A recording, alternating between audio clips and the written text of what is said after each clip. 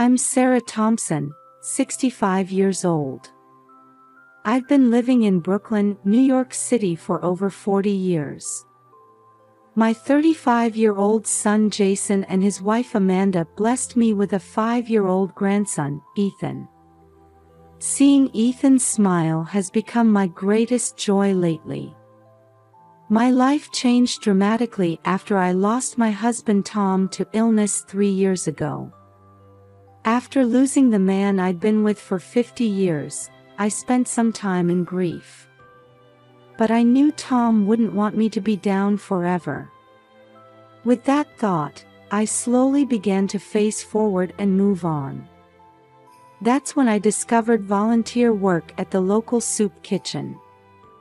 Although I was hesitant at first, now I go without fail 3 days a week. It feels as if this was my true calling all along. Sarah, your soup is the best today. Mike, a regular, calls out to me with a smile. His words warm my heart. Thank you, Mike.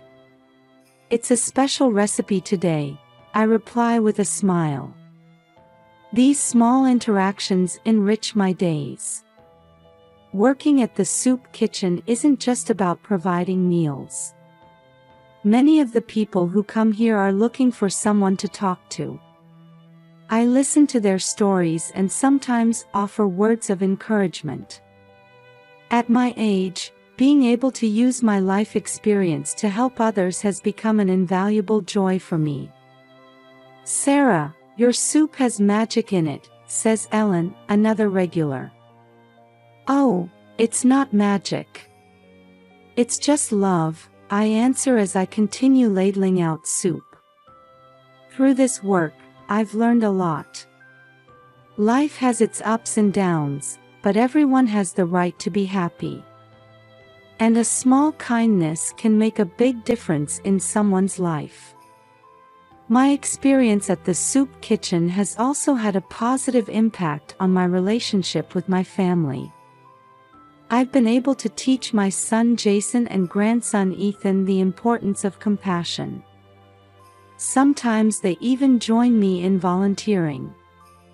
Today, too, I feel happy as I see the smiles of so many people. I want to continue this work. Yes, I'm sure Tom is smiling down on me from heaven. On a bitterly cold winter day, I was working at the soup kitchen as usual. Wearing a thick apron, I was ladling out fragrant vegetable soup from a large pot. As I handed a paper cup of warm soup to an elderly man at the front of the line, I looked up and was met with an unexpected sight. Could it be Ethan? My grandson, Ethan, was standing in line. His small body shivered in the cold as he stood with his head down. For a moment, I thought it might be an optical illusion, but there was no mistake. That adorable blonde hair and those blue eyes. My precious grandson. Ethan. I couldn't help but call out. Ethan slowly raised his face, and when our eyes met, tears welled up in those big eyes of his. Grandma. I quickly told my fellow volunteers that I needed to step away for a moment. Then I rushed over to Ethan and hugged him tightly. What happened? Why are you here? Ethan buried his face in my chest and, between sobs, began to speak. Dad and Mom, they kicked me out. Hearing those words, my heart nearly stopped. Jason and Amanda kicking out such a young child. I couldn't believe it. Can you tell me slowly? Tell Grandma everything. We sat down at a small table in the corner of the soup kitchen. I placed a warm soup and soft bread in front of Ethan, encouraging him to talk bit by bit. Dad and Mom have been so busy lately, they hardly talk to me, Ethan continues, gripping the spoon with trembling hands. Last night, when I asked for help with my homework, Dad got angry. His voice trembles. I gently rubbed his back, encouraging him to continue. Dad yelled, "You're nothing but a nuisance." Then Mom said, "That's right, you're not family anymore." My chest aches. How could Jason and Amanda say such terrible things? Then they kicked me out. I was cold and scared, but I remembered you often talked about the soup kitchen, so I came here. Touched by Ethan's courage, I hugged him tightly once more. I'm glad you came, Ethan. Grandma will take good care of you. However, inside, I was seething with anger. Why did Jason and Amanda do this? I need to contact them immediately. Ethan, let's go to Grandma's house. You can take a warm bath and rest. Ethan nodded slightly. I explained the situation to my fellow volunteers again and prepared to take Ethan home. In the car on the way home, Ethan fell asleep from exhaustion. Looking at his small sleeping face, I steeled my resolve. I will do whatever it takes to protect and make this child happy. Yes, even if it means confronting my own son. After bathing Ethan in warm water at my house and changing him into clean clothes, he fell into a deep sleep. As I watched my grandson sleeping peacefully, a mix of anger and anxiety swirled inside me. Taking a deep breath, I picked up my cell phone. First, I dialed Jason's number. The phone rang and rang, but there was no answer. Next, I tried Amanda's number, but again, no response. What on earth are they doing? I muttered to myself. As a last resort, I decided to try calling their home phone. After several rings, someone finally picked up. Hello, Jason. I quickly began speaking. I'm very worried about Ethan.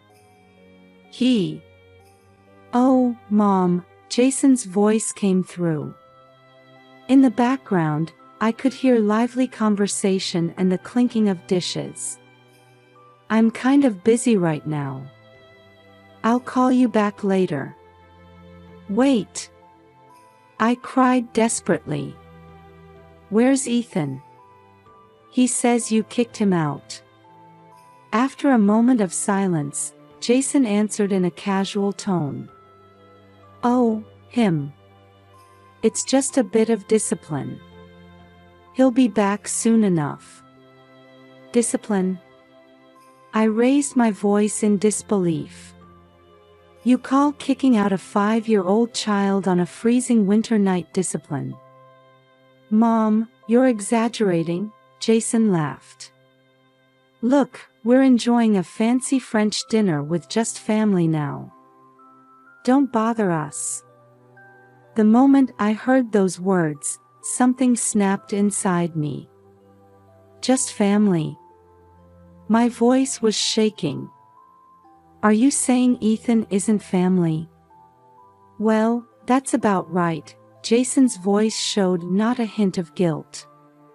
He was kind of a disappointment. I was at a loss for words. I felt as if the world had gone dark around me. Jason, listen to me. I tried desperately to maintain my composure. Ethan is at my house now. He was shaking from cold and fear. What on earth are you thinking? Oh, is that so? Jason's voice sounded as if he was talking about someone else's problem. Well, then we'll leave him with you for a while. We're kind of busy, you know. Jason. I shouted, but the phone had already been hung up. I stood there, dumbfounded. My son's cold attitude, his indifference towards his own child. Is this really the child I raised? Tears streamed down my cheeks. But I quickly pulled myself together. This is no time for tears. I need to protect Ethan. I picked up my cell phone and called my friend Mary, who is a lawyer. Mary, it's an emergency, I briefly explained the situation. Sarah, this is serious, Mary's voice was filled with concern. First, we need to ensure Ethan's safety. Then, we need to review Jason and Amanda's parental rights. Thank you, Mary, I took a deep breath. What should I do? First, let's report to the police that Ethan is with you now, Mary calmly instructed. Then, we need to contact Child Protective Services. I nodded, jotting down Mary's instructions one by one. This will be a tough battle. But for Ethan's sake, I'll overcome any difficulty. After hanging up, I peeked into the room where Ethan was sleeping. Seeing his peaceful sleeping face strengthened my resolve. It's okay, Ethan, I whispered softly. Grandma will protect you. And with that, I began preparing for my next move. I will do everything in my power to uncover the truth behind Jason and Amanda's actions and protect Ethan. Acting on Mary's advice, I immediately sprang into action. First, I went to the local police station, explained Ethan's situation, and reported that I was temporarily taking care of him. The police officer understood the gravity of the situation and helped me fill out the necessary paperwork. Next, I contacted Child Protective Services. A social worker named Linda was assigned to our case, and we scheduled a home visit for the following day. After completing these official procedures, I decided to start my own investigation. Jason's mention of a fancy French restaurant had been bothering me. Fancy French restaurant? I muttered as I opened my computer. I began searching for high-end restaurants in the area, but none of them were in a price range that Jason and Amanda could normally afford. Strange. I frowned. I had noticed that my son and daughter-in-law's lifestyle had suddenly improved recently, but could it be? I decided to call Jason's company. When the receptionist answered, I tried to get connected to Jason's department, but I received an unexpected response. I'm sorry, but Jason Thompson resigned over a year ago. I was shocked by this information. Jason had been saying he was going to work every day. What on earth is going on? As I continued my investigation, I stumbled upon a social media post. On Amanda's Facebook page, there was a photo of a restaurant called Le Petit Chateau. The caption read, "Our new business is doing great." This could be it, I instinctively thought. The next day, after receiving Linda's home visit, I set out to locate Le Petit Chateau. However, when I arrived at the address listed, there was no restaurant-like building in sight. This is odd. I looked around. Then, I decided to ask a nearby mail carrier. Excuse me, is there a restaurant called Le Petit Chateau around here? The mail carrier tilted his head. I've never heard of a restaurant by that name. But fancy-looking meal deliveries often come to this address. This information started to connect some dots in my mind. After returning home, I continued my investigation. I searched for reviews of Le Petit Chateau online, but they were all suspiciously similar glowing reviews. And the lack of any reservation method listed was also unnatural. This is... I gasped. It might be a fake restaurant. The next day, I contacted Mary again and shared my findings. "Sarah, this is serious," Mary's voice was grave. "There's a high possibility of fraud. Let's gather evidence." With Mary's help, we began investigating the true nature of Le Petit Chateau. Social media advertisements, fake reviews, demands for high reservation fees, everything pointed to an elaborately planned scam. And then we found the decisive evidence. Multiple bank accounts opened under Jason and Amanda's names. Large sums of money, collected as reservation fees for Le Petit Chateau, were flowing into these accounts. Why? I fought back tears as I looked at the evidence. Why would they do this? Mary gently placed her hand on my shoulder. "Sarah, I know this is hard. But we need to think about Ethan now." I took a deep breath and calmed myself. That's right. Protecting Ethan is the top priority now.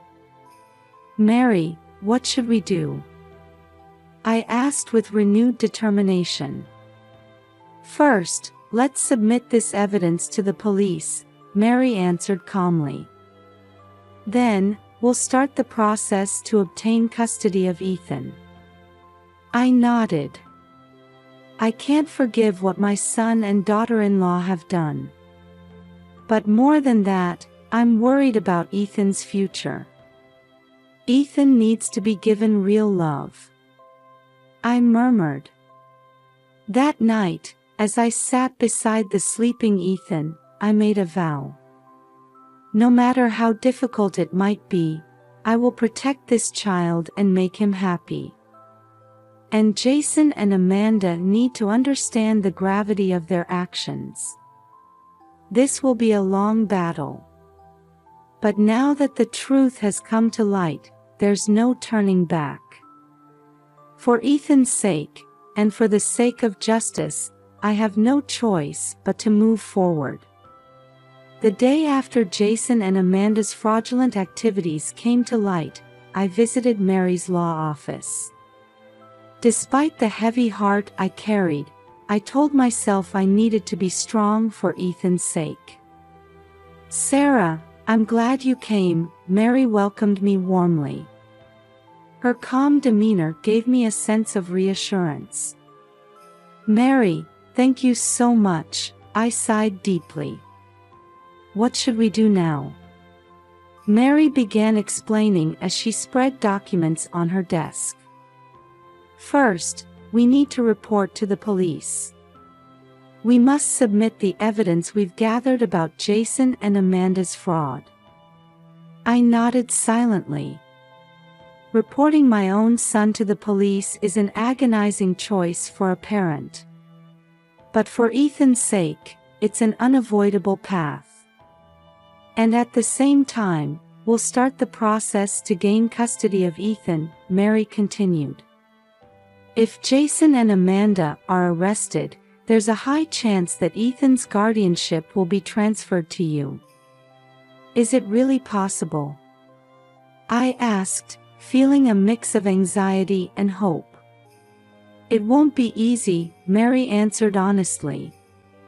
But considering that you're Ethan's grandmother and have been taking care of him, and the fact that Jason and Amanda are involved in criminal activities, we have a good chance. I took a deep breath and steeled my resolve. I understand, Mary. I'll do whatever it takes. After that, we began preparing to report to the police. Mary meticulously compiled the evidence, and I practiced explaining the situation numerous times. "Sarah, remember," Mary looked me straight in the eye and said, "this is the right thing to do. It's necessary to protect Ethan."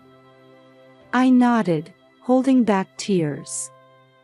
"Yes, this is for Ethan." The next day, we visited the local police station.